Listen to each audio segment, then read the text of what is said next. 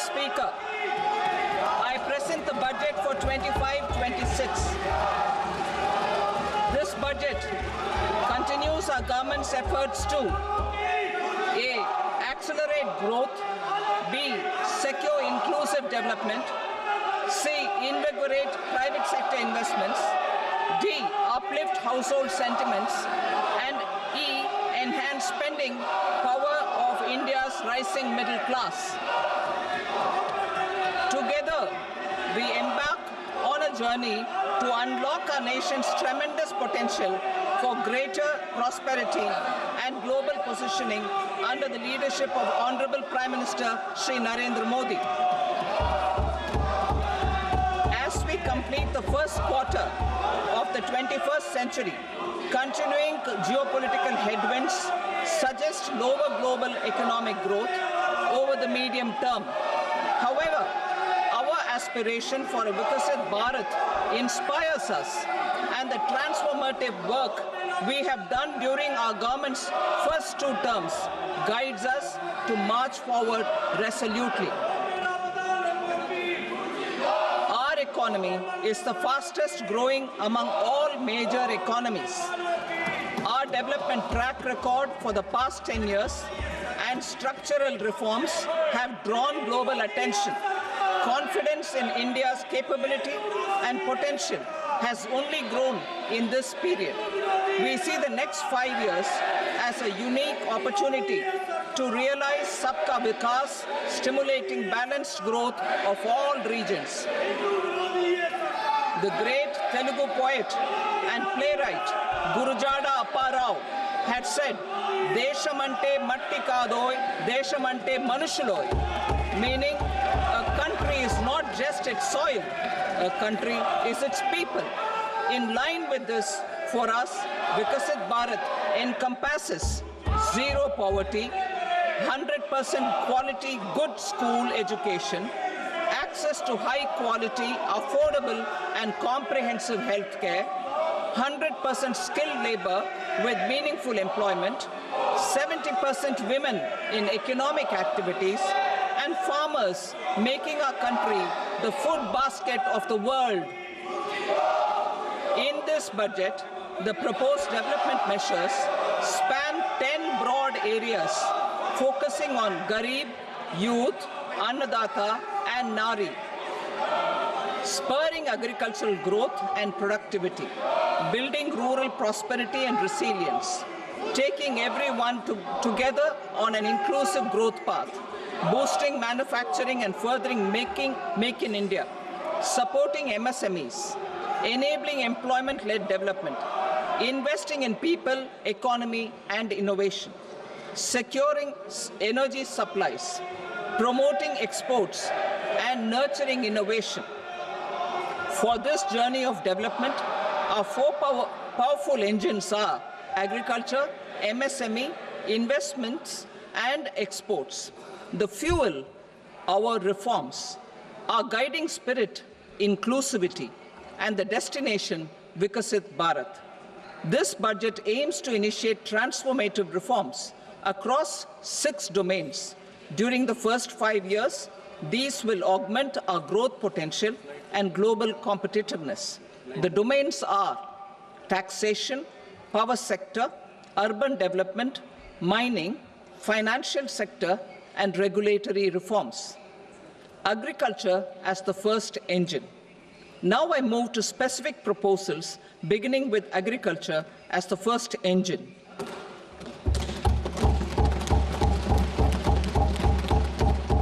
Prime Minister Dhan Dhanya Krishi Yojana, developing agri-districts program. Motivated by the success of the aspirational district program, our government will undertake a Prime Minister Dhan Dhanya Krishi Yojana in partnership with states. Through the convergence of existing schemes and specialized measures, the program will cover 100 districts with low productivity, moderate crop intensity, and below average credit parameters. It aims to 1. Enhance agricultural productivity, 2. Adopt crop diversification and sustainable agricultural practices, 3. Augment post-harvest storage at the panchayat and block level. 4. Improve irrigation facilities. And 5. Facilitate availability of long-term and short-term credit. This program is likely to help 1.7 crore farmers. Building rural prosperity and resilience. A comprehensive multi-sectoral rural prosperity and resilience program will be launched in partnership with the states. This will address underemployment in agriculture through skilling, investment, technology, and invigorating the rural economy. The goal is to generate ample opportunities in rural areas so that migration is an option but not a necessity. The program will focus on rural women, young farmers, rural youth, marginal and small farmers, and landless families. The details are in Annexure A. Domestic best practices will be incorporated, and appropriate technical and financial assistance will be sought from multilateral development banks. In Phase 1, 100 developing agri-districts will be covered. Atmanirbharta in pulses. Our government is implementing the National Mission for Edible Oil Seed for achieving Atmanirbharta in edible oils. Our farmers have the capability to grow enough for our needs and more. 10 years ago, we made concerted efforts and succeeded in achieving near self-sufficiency in pulses. Farmers responded to the need by increasing the cultivated area by 50%, and government arranged for procurement and remunerative prices. Since then, with rising incomes and better affordability, our consumption of pulses has increased significantly. Our government will now launch a 6-year mission for Atmanirbharta in pulses with a special focus on Tuar, Urad, and Masoor. Details are in Annexure B. Central agencies such as NAFED and NCCF will be ready to procure these 3 pulses as much as offered during the next 4 years from farmers who register with these agencies and enter into agreements. Comprehensive program for vegetables and fruits. It is encouraging that our people are increasingly becoming aware of their nutritional needs. It is a sign of a society becoming healthier. With rising income levels, the consumption of vegetables, fruits, and Shri Anna is increasing significantly. A comprehensive program to promote production, efficient supplies, processing, and remunerative prices for farmers will be launched in partnership with the states. Appropriate institutional mechanisms for implementation and participation of farmer producer organizations and cooperatives will be set up. Makhana board in Bihar. For this, there is a special opportunity for the people of Bihar. A Makhana board will be established in the state to improve production, processing, value addition, and marketing of Makhana. The people engaged in these activities will be organized into FPOs. The board will provide hand-holding and training support to Makhana farmers and will also work to ensure they receive the benefits of all relevant government schemes. A national mission on high-yielding seeds will be launched, aimed at 1. Strengthening research ecosystem, 2. Targeted development and propagation of seeds with high yield, pest resistance, and climate resilience, and 3. Commercial availability of more than 100 seed varieties released since July 2024. India ranks second largest globally in fish production and aquaculture. Seafood exports are valued at 60,000 crore rupees. To unlock the untapped potential of the marine sector, our government will bring in an enabling framework for sustainable harnessing of fisheries from Indian exclusive economic zone and high seas, with a special focus on the Andaman and Nicobar and Lakshadweep Islands. For the benefit of lakhs of cotton growing farmers, I am pleased to announce a mission for cotton productivity. This 5-year mission will facilitate significant improvements in productivity and sustainability of cotton farming and promote extra long staple cotton varieties. The best of science and technology support will be provided to farmers. Aligned with our integrated 5F vision for the textile sector, this will help in increasing incomes of the farmers and ensure a steady supply of quality cotton for rejuvenating India's traditional textile sector. Kisan credit cards facilitate short-term loans for 7.7 crore farmers, fishermen, and dairy farmers. The loan limit under modified interest subvention scheme will be enhanced from 3 lakh rupees to 5 lakh rupees for loans taken through the KCC. For Atmanirbharta in urea production, our government had reopened 3 dormant urea plants in the eastern region. To further augment urea supply, a plant with annual capacity of 12.7 lakh metric tons will be set up at Namrup in Assam.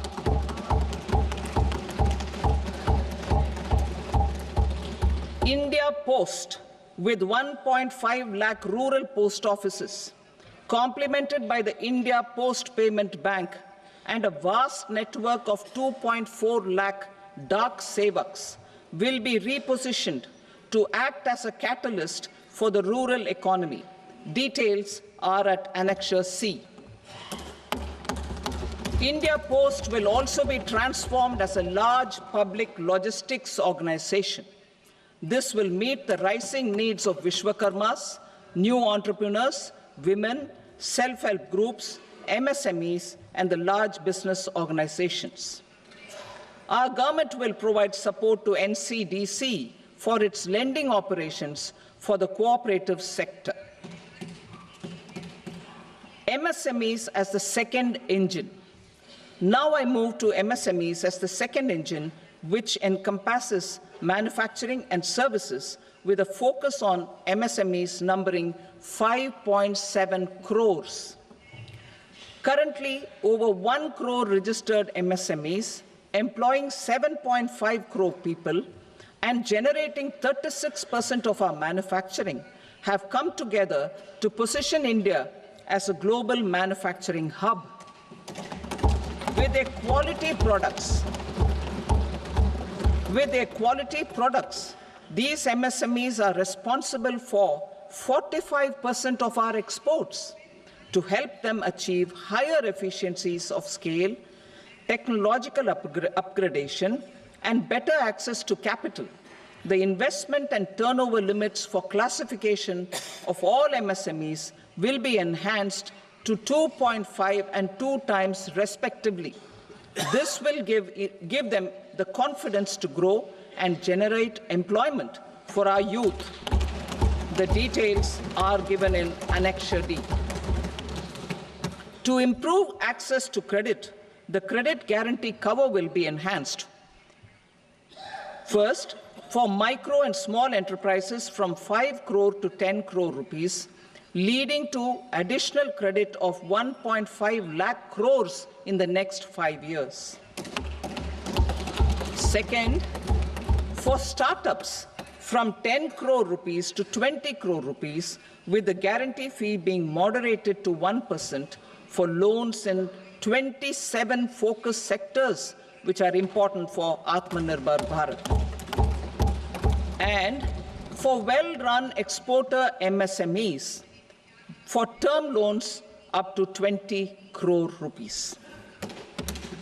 Also for the micro enterprises, we will introduce customized credit cards with a 5 lakh rupee limit for micro enterprises registered on Udyam portal. In the first year, 10 lakh such cards will be issued. Fund of funds for startups. The alternate investment fund, AIFs, for startups have received commitments of more than 91,000 crores rupees. These are supported by the fund of funds set up with the Government of India's contribution of 10,000 crore rupees. Now, a new fund of funds with expanded scope and a fresh contribution of another 10,000 crore rupees will be set up. A new scheme will be launched for 5 lakh women, scheduled castes and scheduled tribes, first-time entrepreneurs. This will provide term loans up to 2 crore rupees during the next 5 years. The scheme will incorporate lessons from the successful Stand Up India scheme. Online capacity building for entrepreneurship and managerial skills will also be organized. Measures for labor-intensive sectors. To promote employment and entrepreneurship opportunities in labor-intensive sectors, our government will undertake specific policy and facilitation measures. To enhance the productivity, quality, and competitiveness of India's footwear and leather sector, a focused product scheme will be implemented. The scheme will support design capacity, component manufacturing, and machinery required for production of non-leather quality footwear, besides the support for leather footwear and products. The scheme is expected to facilitate employment for 22 lakh persons, generate over 4 lakh crore rupees, and exports of over 1.1 lakh crore rupees. Measures for the toys sector. Building on the National Action Plan for Toys, we will implement a scheme to make India a global hub for toys. The scheme will focus on development of clusters, skills, and a manufacturing ecosystem that will create high-quality, unique, innovative, and sustainable toys that will represent the Made in India brand. Support for food processing. In line with our commitment towards Purvodaya, we will establish a National Institute of Food Technology, Entrepreneurship and Management in Bihar. The institute will provide a strong fillip to food processing activities in the entire eastern region. This will result in 1. Enhanced income for the farmers through value addition to their produce, and 2. Skilling entrepreneurship and employment opportunities for the youth. Manufacturing mission, furthering Make in India. Our government will set up a national manufacturing mission covering small, medium, and large industries for furthering Make in India by providing policy support, execution roadmaps, governance, and monitoring framework for central ministries and states. Details are in Annexure E. Given our commitment to climate-friendly development, the mission will also support clean tech manufacturing. This will aim to improve domestic value addition and build our ecosystem for solar PV cells, EV batteries, motors and controllers, electrolyzers, wind turbines, very high voltage transmission equipment, and grid-scale batteries. Investment as the third engine. Now I move to investment as the third engine, which encompasses investing in people, investing in the economy, and investing in innovation. Investing in people. Saksham Anganwadi and Poshan 2.0. Saksham Anganwadi and Poshan 2.0 program provides nutritional support to more than 8 crore children. 1 crore pregnant women and lactating mothers all over the country, and about 20 lakh adolescent girls in aspirational districts and the Northeast region. The cost norms for these nutritional support will be enhanced appropriately. Atal Tinkering Labs. 50,000 Atal Tinkering Labs will be set up in government schools in the next 5 years to cultivate the spirit of curiosity and innovation and foster a scientific temper among young minds. Broadband connectivity to government secondary schools and PHCs. Broadband connectivity will be provided to all government secondary schools and primary health centers in rural areas under the BharatNet project. Bharatiya Bhasha Pustak Scheme. We propose to implement a Bharatiya Bhasha Pustak scheme to provide digital form Indian language books for schools and for higher education. This aims to help students understand their subjects better and in their language. National Centers of Excellence for Skilling. Building on the initiative announced in the July 24 budget, 5 national centers of excellence for skilling will be set up with global expertise and partnerships to equip our youth with the skills required for Make for India, Make for the World manufacturing. The partnership will cover curriculum design, training of trainers, and a skills certification framework and periodic reviews. Expansion of capacity in IITs. Total number of students in 23 IITs has increased 100% from 65,000 to 1.35 lakh in the past 10 years.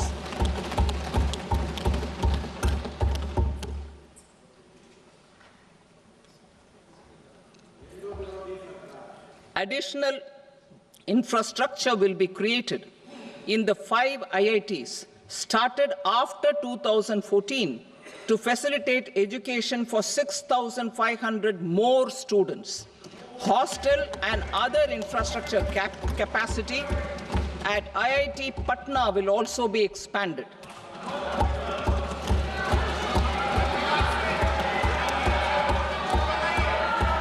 Center of Excellence.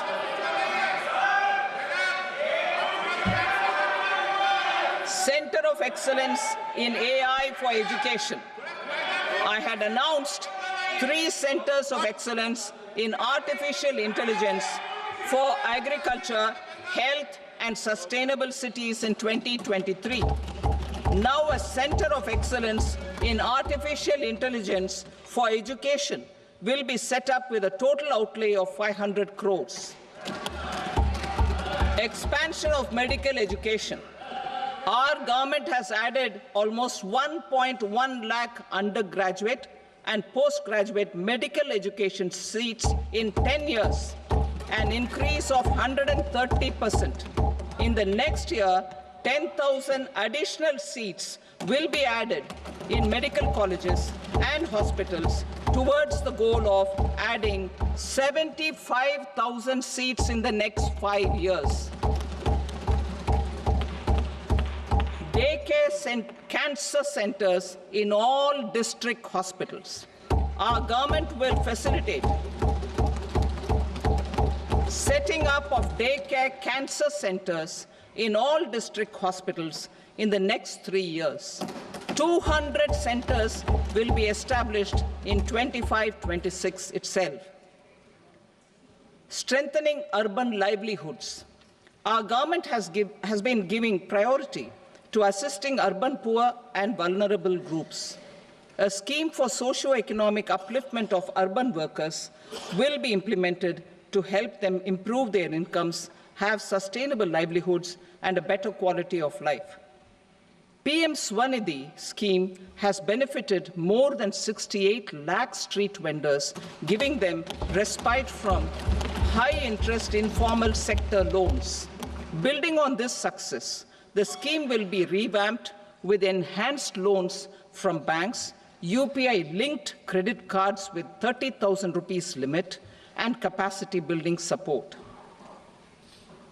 Social Security scheme for welfare of online platform workers. Gig workers of online platforms provide great dynamism to the new age services economy. Recognizing their contribution, our government will arrange for their identity cards and registration on the e-Shram portal. They will be provided health care under PM Jan Arogya Yojana. This measure is likely to assist nearly 1 crore gig workers.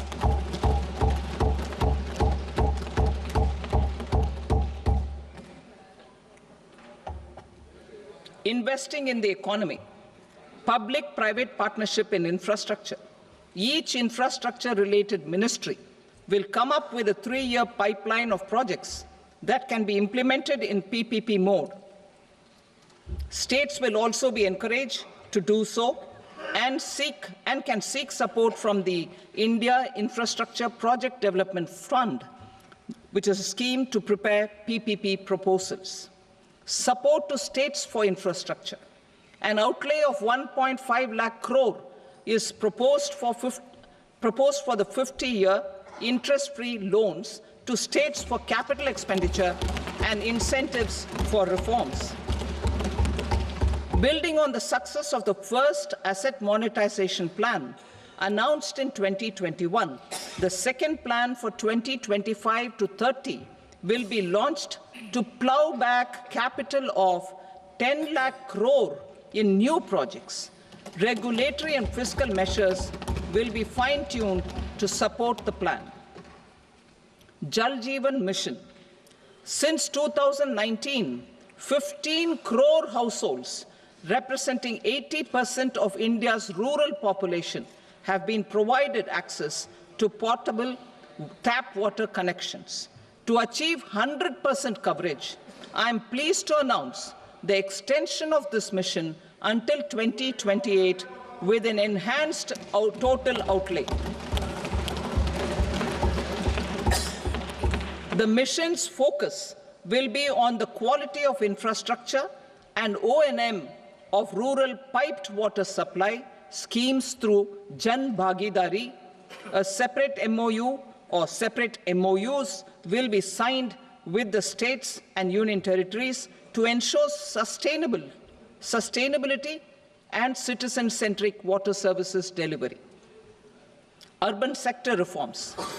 Building on the July budget proposals, urban sector reforms related to governance, municipal services, urban land and planning will be incentivized. Urban Challenge Fund. The government will set up an urban challenge fund of 1 lakh crore rupees to implement the proposals for cities as growth hubs, creative redevelopment of cities, and for water and sanitation purposes announced in the July budget. This fund will finance up to 25% of the cost of bankable projects, with a stipulation that at least 50% of the cost is funded from bonds, bank loans, and PPPs. An allocation of 10,000 crore is proposed in 2025-26. Power sector reforms. We will incentivize electricity distribution reforms and augmentation of intrastate transmission capacity by states. This will improve financial health and capacity of electricity companies. Additional borrowing of 0.5% of GSDP will be allowed to states contingent on these reforms. Nuclear energy mission for Vikasit Bharat. Development of at least 100 gigawatt of nuclear energy by 2047 is essential for our energy transition efforts. For an active partnership with the private sector towards this goal, amendments to the Atomic Energy Act and the Civil Liability for Nuclear Damage Act will be taken up. A nuclear energy mission for research and development of small modular reactors with an outlay of 20,000 crore will be set up. At least 5 indigenously developed small modular reactors will be operationalized by 2033. Shipbuilding. The shipbuilding financial assistance policy will be revamped to address cost disadvantages. This will also include credit notes for shipbreaking in Indian yards to promote the circular economy. Large ships above a specified size will be included in the infrastructure harmonized master list.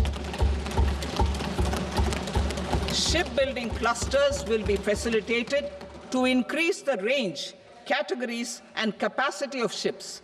This will include additional infrastructure, facilities, skilling, and technology to develop the entire ecosystem. Maritime Development Fund. For long-term financing for the maritime industry, a Maritime Development Fund with a corpus of 25,000 crore rupees will be set up. This will be for distributed support and promoting competition. This will have up to 49% contribution by the government, and the balance will be mobilized from ports and from private sector. UDAN regional connectivity schemes. UDAN has enabled 1.5 crore middle-class people to meet their aspirations for speedier travel. The scheme has connected 88 airports, and operationalized 619 routes. Inspired by that success, a modified UDAN scheme will be launched to enhance regional connectivity to 120 new destinations and carry 4 crore passengers in the next 10 years. 4 crore additional passengers in the next 10 years. The scheme will also support helipads and smaller airports in hilly, aspirational, and northeast regional districts. Greenfield airports will be facilitated in Bihar to meet the future needs of the state. These will be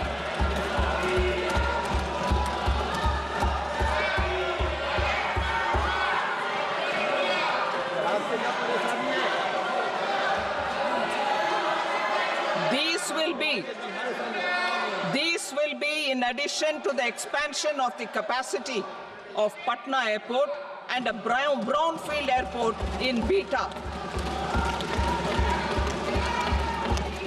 Western Kosi Canal project in Mithilanchal. Financial support will be provided for the Western Kosi Canal ERM project, benefiting a large number of farmers, cultivating over 50,000 hectares of land in the Mithilanchal region of Bihar. Mining sector reforms. Mining sector reforms, including those for minor minerals, will be encouraged through sharing of best practices and institutions of a state mining index. A policy for recovery of critical minerals from tailings will be brought out. Under the special window for affordable and mid-income housing, SWAMI, 50,000 dwelling units in stressed housing projects have been completed and keys handed over to home buyers. Another 40,000 units will be completed in 2025, further helping middle-class families who are paying EMIs on loans taken for apartments while also paying rent for their current dwellings. Building on this success, SWAMI Fund 2 will be established as a blended finance facility with contribution from the government, banks, and private investors. This fund of 15,000 crore rupees will aim for expeditious completion of another 1 lakh units.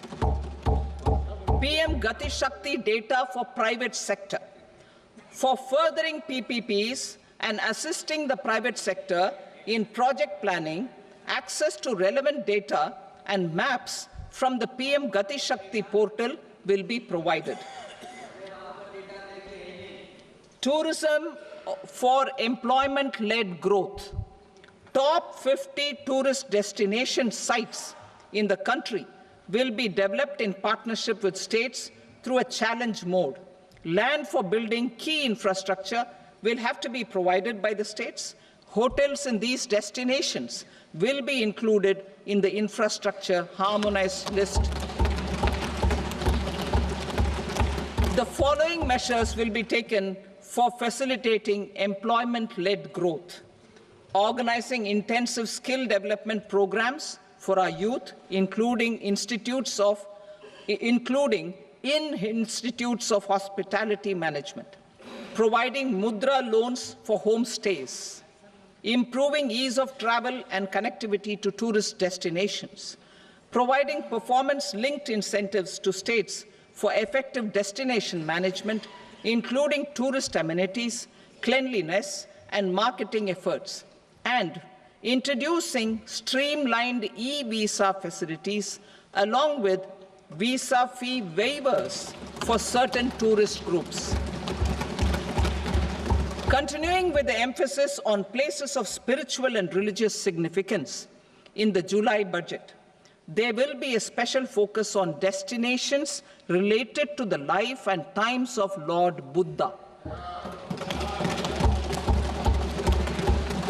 Medical tourism and heal in India. Medical tourism and heal in India will be promoted in partnership with the private sector, along with capacity building and easier visa norms. Investing in innovation. To implement private sector-driven research, development, and innovation initiatives announced in the July budget, I am now allocating 20,000 crore rupees for this purpose. A deep tech fund of funds will also be explored to catalyze the next generation startups as a part of this initiative. In the next 5 years, under the PM Research Fellowship Scheme, we will provide 10,000 fellowships for technological research in IITs and IISc with enhanced financial support.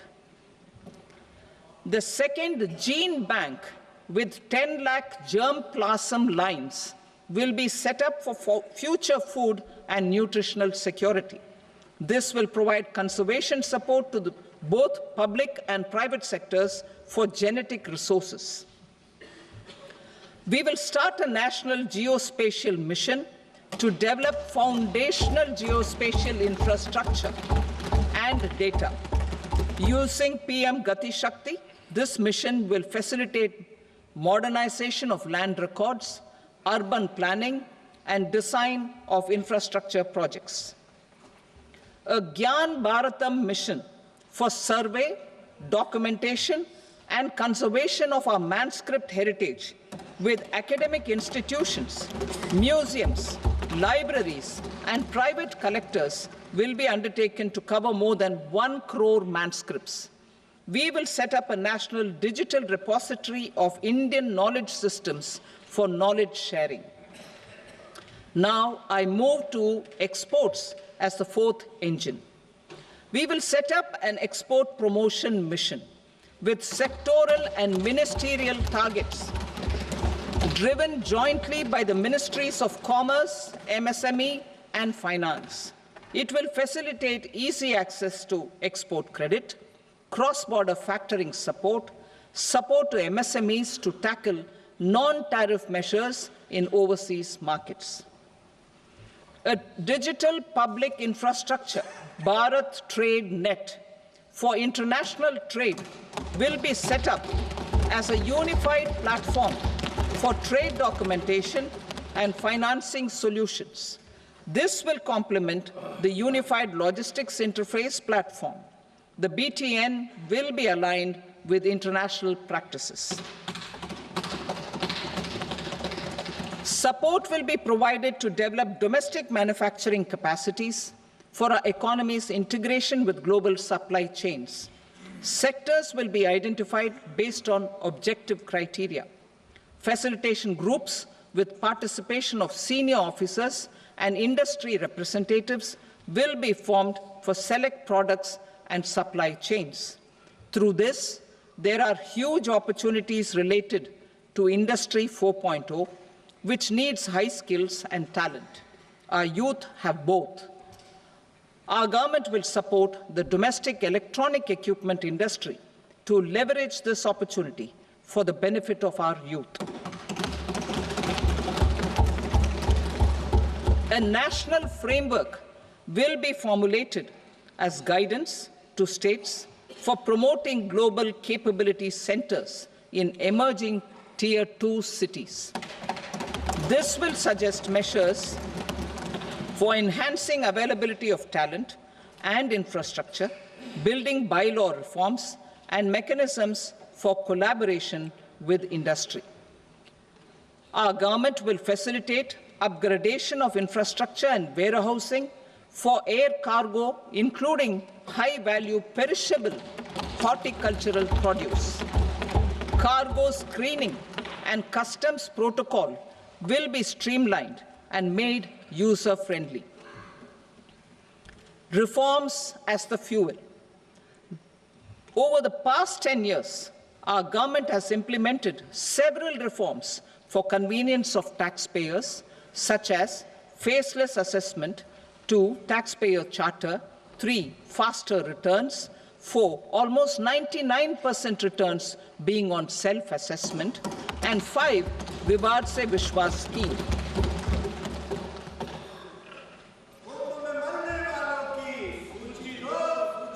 Continuing these efforts, I reaffirm the commitment of the Tax Department to trust first, scrutinize later. I also propose to introduce the new income tax bill next week. I will detail the indirect tax reforms and changes in direct taxes in Part B. Financial sector reforms. The FDI limit for the insurance sector will be raised from 74 to 100%. This enhanced limit will be available for those companies which invest the entire premium in India. The current guardrails and conditionalities associated with foreign investment will be reviewed and simplified. The services of India Post-Payment Bank will be deepened and expanded in rural areas. NABFID will set up a partial credit enhancement facility for corporate bonds for infrastructure. Public sector banks will develop Grameen Credit Score framework to serve the credit needs of SHG members and people in rural areas. A forum for regulatory coordination and development of pension products will be set up. To implement the earlier announcement on simplifying the KYC processes, the revamped central KYC registry will be rolled out in 2025. We will also implement a streamlined system for periodic updating. Requirements and procedures for speedy approval of company mergers will be rationalized. The scope for fast-track mergers will also be widened and the process made simpler. As proposed in the interim budget, we signed bilateral investment treaties with 2 countries in 2024 to encourage sustained foreign investment, and in the spirit of First Develop India, the current model BIT will be revamped and made more investor-friendly. In the last 10 years, in several aspects, including financial and non-financial, our government has demonstrated a steadfast commitment to ease of doing business. We are determined to ensure that our regulations must keep up with technological innovations and global policy developments. A light-touch regulatory framework based on principles and trust will unleash productivity and employment.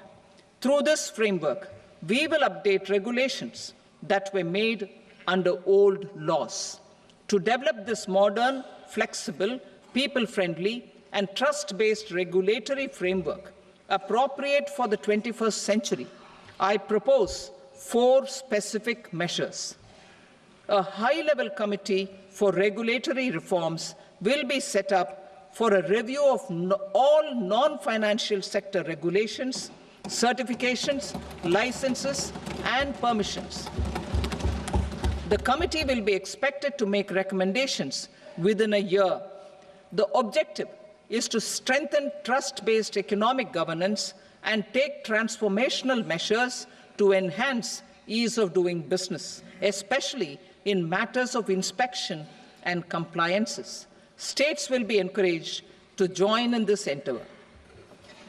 An investment friendliness index of states will be launched in 2025 to further the spirit of competitive, cooperative federalism.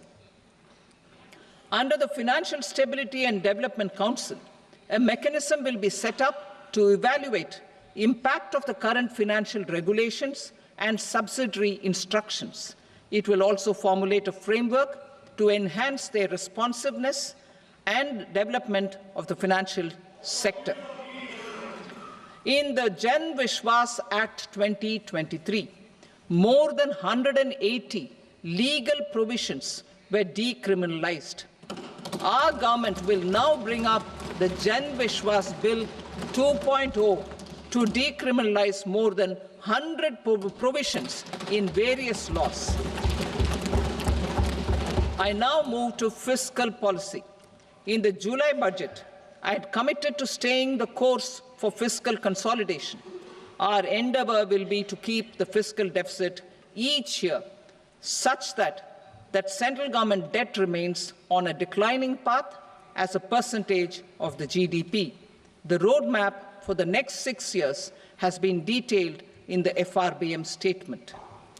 Revised estimates for 2024-25. The revised estimate of the total receipts other than borrowings is 31.47 lakh crore rupees, of which the net tax receipts are 25.57 lakh crore rupees. The revised estimate of the total expenditure is 47.16 lakh crore rupees, of which the capital expenditure is about 10.18 lakh crore rupees. The revised estimate of the fiscal deficit is 4.8% of the GDP. Budget estimates for 25-26. Coming to 25-26, the total receipts other than borrowings and total expenditure are estimated at 34.96 lakh crore rupees and 50.65 lakh crore rupees respectively. The net tax receipts are estimated at 28.37 lakh crore rupees. The fiscal deficit is estimated to be 4.4% of GDP. To finance the fiscal deficit, the net market borrowings from dated securities are estimated at 11.54 lakh crore. The balance financing is expected to come from small savings and other sources. The gross market borrowings are estimated at 14.82 lakh crore rupees. I will now move to Part B. Indirect taxes. My proposals relating to customs aim to rationalize tariff structure and address duty inversion. These will also support domestic manufacturing and value addition, promote exports, facilitate trade, and provide relief to common people. Rationalization of customs tariff structure for industrial goods. As a part of comprehensive review of customs rate structure announced in July 2024 budget, I propose to 1. Remove 7 tariff rates. This is over and above the 7 tariff rates removed in 23-24 budget. After this, there will be only 8 remaining tariff rates, including 0 rate. 2. Apply appropriate cess to broadly maintain effective duty incidence except on a few items where such incidents will reduce marginally. 3. Levy not more than one cess or surcharge. Therefore, I propose to exempt social welfare surcharge on 82 tariff lines that are subject to a cess. I shall now take up sector-specific proposals. To provide relief to patients, particularly those suffering from cancer, rare diseases, and other severe chronic diseases, I propose to add 36 life-saving drugs and medicines to the list of medicines fully exempted from basic custom duty.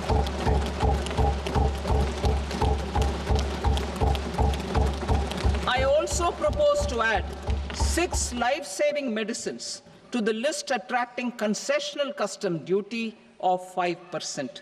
Full exemption and concessional duty will also respectively apply on the bulk drugs for manufacture of the above. Specified drugs and medicines under patient assistance programs run by the pharmaceutical companies are fully exempt from BCD, provided the medicines are supplied free of cost to the patients. I propose to add 37 more medicines along with 13 new patient assistance programs. Support to domestic manufacturing and value addition. Critical minerals. In the July 2024 budget, I had fully exempted BCD on 25 critical minerals that are not domestically available. I had also reduced BCD of 2 other such minerals to provide a major fillip to their processing, especially by MSMEs. Now, I propose to fully exempt cobalt powder and waste, the scrap of lithium-ion battery, lead, zinc, and 12 more critical minerals. This will help secure their availability for manufacturing in India and promote more jobs for our youth. To promote domestic production of technical textile products such as agro-textiles, medical textiles, and geotextiles at competitive prices, I propose to add 2 more types of shuttle-less looms to the list of fully exempted textile machinery. I also propose to revise the BCD rate on knitted fabrics covered by 9 tariff lines from 10 or 20 to 20% or 115 rupees per kg, whichever is higher. Electronic goods. In line with our Make in India policy and to rectify inverted duty structure, I propose to increase the BCD on interactive flat panel display from 10% to 20% and reduce the BCD to 5% on open cell and other components. In 23-24 budget, for the manufacture of open cells of LCD, LED TVs, I had reduced the BCD on parts of open cells from 5% to 2.5%. To further boost the manufacture of such open cells, the BCD on these parts will now stand exempted. Lithium-ion battery. To the list of exempted capital goods, I propose to add 35 additional capital goods for EV battery manufacturing and 28 additional capital goods for mobile phone battery manufacturing. This will boost domestic manufacture of lithium-ion batteries, both for mobile phones and for electric vehicles. Shipping sector. Considering that shipbuilding has a long gestation period, I propose to continue the exemption of BCD on raw materials, components, consumables, or parts for the manufacture of ships for another 10 years.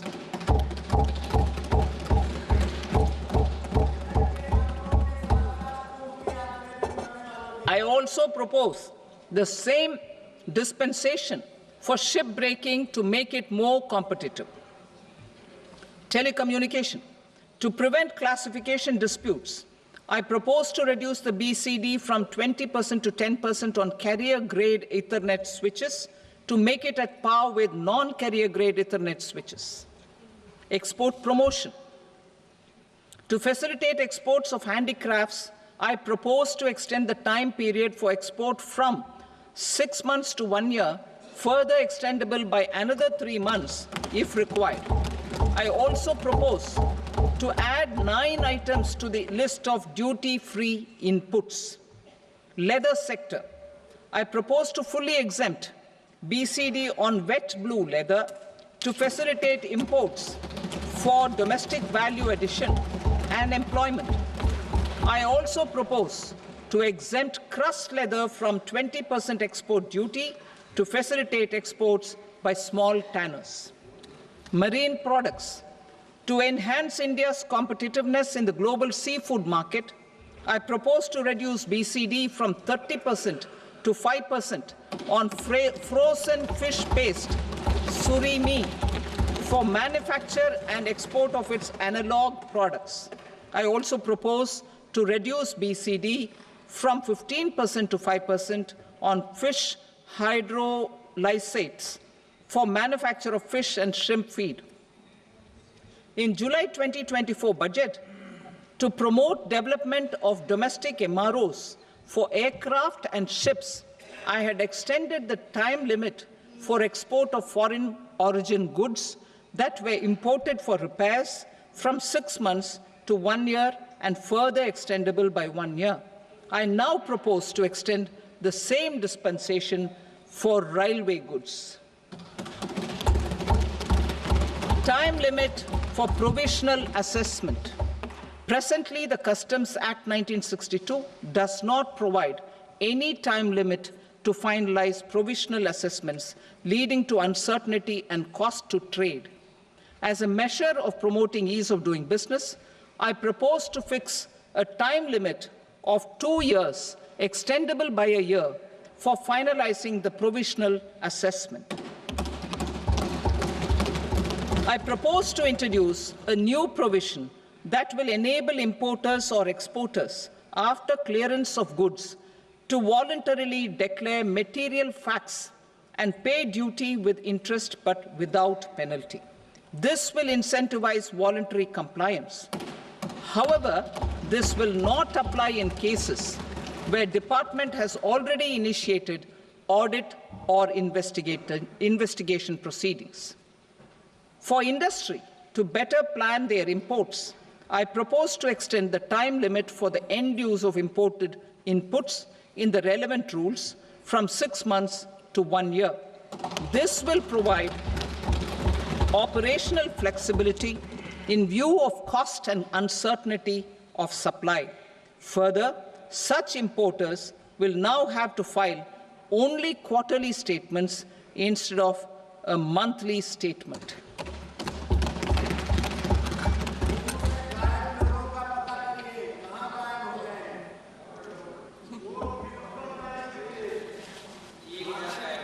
I now come to my direct tax proposals. In Part A, I have briefly underlined taxation reforms as one of key reforms to realize our vision of Vikasit Bharat. In respect of criminal law, our government had earlier ushered in Bharatiya Nyaya Sanhita, replacing Bharatiya Danda Sanhita.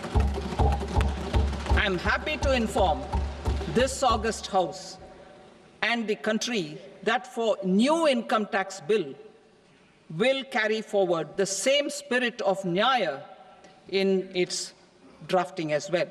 The new bill will be clear and direct in text, with close to half of the present law in terms of both chapters and words. It will be simple to understand for taxpayers and tax administrators, leading to tax certainty and reduced litigation.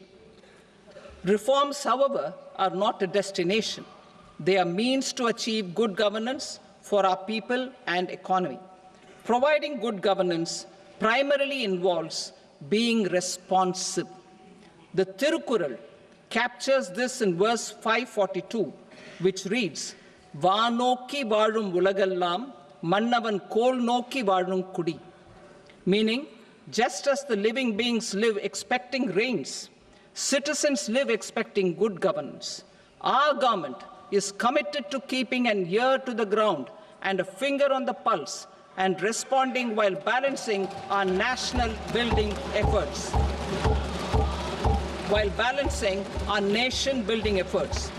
The following measures will detail just how our government will, under the guidance of PM Modi, has taken steps to understand and address. I repeat that sentence, sir. The following measures will detail just how our government, under the guidance of PM Modi, has taken steps to understand and address the needs voiced by our citizens. My tax proposals are guided by this spirit. The objectives of my proposals are as follows. Personal income tax reforms with special focus on middle class. Rationalization of TDS and TCS for easing difficulties. Encouraging voluntary compliance. Reducing compliance burden. Ease of doing business, employment and investment. I will come to my proposal on personal income tax towards the end. TDS and TCS, rationalization for easing difficulties. I propose to rationalize tax deduction at source, TDS, by reducing the number of rates and thresholds above which TDS is deducted. Further, threshold amounts for tax deduction will be increased for better clarity and uniformity. The limit for tax deduction on interest for senior citizens is being doubled from the present 50,000 rupees to 1 lakh rupees. Similarly, the annual limit of 2.40 lakh rupees for TDS on rent is being increased to 6 lakh rupees. This will reduce the number of transactions liable to TDS, thus benefiting small taxpayers receiving small payments. The threshold to collect tax at source, the TCS, on remittances under RBI's liberalized remittance scheme, the LRS, is proposed to be increased from 7 lakh to 10 lakhs.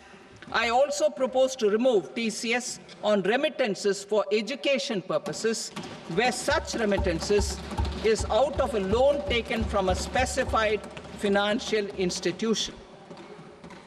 Both TDS and TCS are being applied on any transaction related to sale of goods. To prevent such compliance difficulties, I propose to omit the TCS. I also propose that the provisions of the higher TDS deduction will now apply only in non-PAN cases. In July 2024, the delay for payment of TDS up to the due date of filing statement was decriminalized. I propose to provide the same relaxation to TCS provisions as well. The government under the leadership of Prime Minister Modi believes in Sabka Saath, Sabka Vikas, Sabka Vishwas and Sabka Prayas. In line with this, we brought in updated return facility in 2022 for voluntary compliance by taxpayers who had omitted to report their correct income. Our trust in taxpayers was proved right. Nearly 90 lakh taxpayers voluntarily updated their incomes by paying additional tax. Taking this trust further, I now propose to extend the time limit to file updated returns for any assessment year from the current limit of 2 years to 4 years. I propose to reduce the compliance burden for small charitable trusts and institutions by increasing their period of registration from 5 years to 10 years. It is also proposed that disproportionate consequences do not arise for minor defaults, such as incomplete applications filed by charitable entities. Presently, taxpayers can claim the annual value of self-occupied properties as nil only on the fulfillment of certain conditions. Considering the difficulties faced by taxpayers, it is proposed to allow the benefit of 2 such self-occupied properties without any condition. To streamline the process of transfer pricing and to provide an alternative to yearly examination, I propose to introduce a scheme for determining arm's length price of international transaction for a block period of 3 years. This will be in line with global best practices. With a view to reduce litigation and provide certainty in international taxation, the scope of safe harbor rules is being expanded.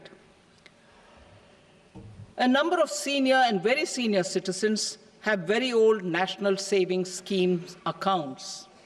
As interest is no longer payable on such accounts, I propose to exempt withdrawals made from NSS by individuals on or after 29th August 2024. I am also proposing to allow similar treatment to NPS Vatsalya accounts as is available to normal NPS accounts subject to overall limits. In my speech in July 2024, I had promised that all processes, including giving effect to appellate orders, shall be digitalized and made paperless over the next 2 years. So I'm happy to announce that digitalization is being made operational now. In July 2024, we brought in the Vivad Se Vishwas scheme to resolve income tax disputes pending in appeal. The scheme has received a great response, with nearly 33,000 taxpayers having availed of the scheme to settle their disputes. I have a few proposals to promote investment and employment. It is proposed to provide a presumptive taxation regime for non-residents who provide services to a resident company that is establishing or operating an electronics manufacturing facility. I further propose to introduce a safe harbor for tax certainty for non-residents who store components for supply to specified electronics manufacturing units. Presently, the tonnage tax scheme is available only to sea-going ships. The benefits of existing tonnage tax scheme are proposed to be extended to inland vessels registered under the Indian Vessels Act 2021 to promote inland water transport in the country. Extension for incorporation of startups. We continue to support the Indian startup ecosystem. I propose to extend the period of incorporation by 5 years to allow the benefit available to startups which are incorporated before 1/4/2030. In order to attract and promote additional activities in the IFSC, I am inter alia proposing specific benefits to ship leasing units, insurance offices, and treasury centers of global companies which are set up in IFSC. Further, to claim benefits, the cut-off date for commencement in IFSC has also been extended by 5 years to 31/3/2030. Category 1 and Category 2 AIFs are undertaking investments in infrastructure and other such sectors. I propose to provide certainty of taxation to these entities on the gains from securities, to promote funding from sovereign wealth funds and pension funds to the infrastructure sector. I propose to extend the date of making an investment by 5 more years up to 31st March 2030.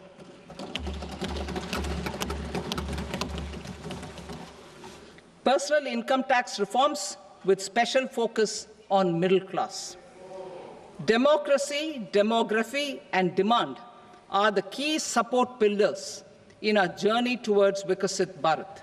The middle class provides strength for India's growth.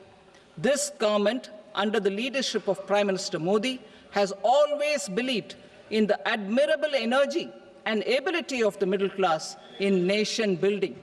In recognition of their contribution, In recognition of their contribution, we have periodically reduced their tax burden. Right after 2014, the nil tax slab was raised to 2.5 lakhs of rupees, which was further raised to 5 lakh rupees in 2019 and to 7 lakh rupees in 2023. This is reflective of our government's trust on the middle-class taxpayers. I am now happy to announce that there will be no income tax payable up to income of 12 lakh rupees.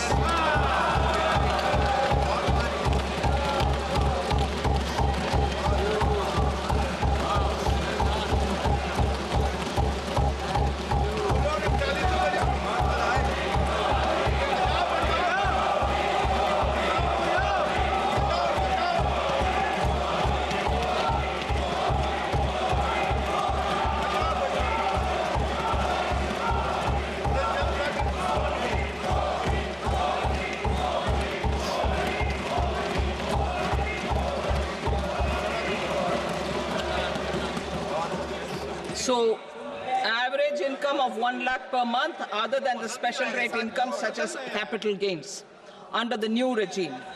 This limit will be 12.75 lakh for salaried taxpayers due to the standard deduction of 75,000. Slabs and rates are being changed across the board to benefit all taxpayers. The new structure will substantially reduce the taxes of the middle class and leave more money in their hands, boosting household consumption, savings and investment. In the new tax regime, I propose to revise tax rate structures as follows: 0 to 4 lakh rupees nil, 4.8 lakh rupees to 4 to 8 lakh rupees 5%, 8 to 12 lakh rupees 10%, 12 to 16 lakh rupees 15%, 16 to 20 lakh rupees 20%, 20 to 24 lakh rupees 25%, and above 24 lakh rupees 30%. To taxpayers up to 12 lakh of normal income, other than special rate income such as capital gains. I read that again. To taxpayers up to 12 lakh of income, other than special rate income such as capital gains, tax rebate is being provided in addition to the benefit due to slab rate reduction in such a manner that there is no tax payable by them. The total tax benefit of slab rate changes and rebate at different income levels can be illustrated with a few examples. A taxpayer in the new regime with an income of 12 lakh rupees will get a benefit of 80,000 rupees in tax, which is 100% of tax payable as per the existing rates. A person having income of 18 lakh rupees will get a benefit of 70,000 rupees in tax, that is 30% of tax payable as per existing rates. A person with an income of 25 lakh gets a benefit of 1,10,000 rupees, that is 25% of his tax payable as per existing rates. Details of my tax proposals are given in the annexure. As a result of these proposals, Honourable Speaker, sir, revenue of about 1 lakh crore in direct taxes and 2,600 crores in indirect taxes will be foregone. Mr. Speaker, sir, with this, I commend the budget to this august House.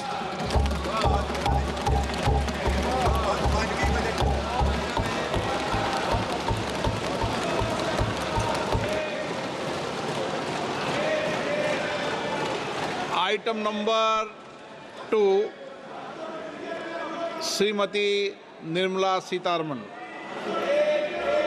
Sir, with your permission, I rise to lay on the table the following statements under Section 3(1) of the Fiscal Responsibility and Budget Management Act, 2003.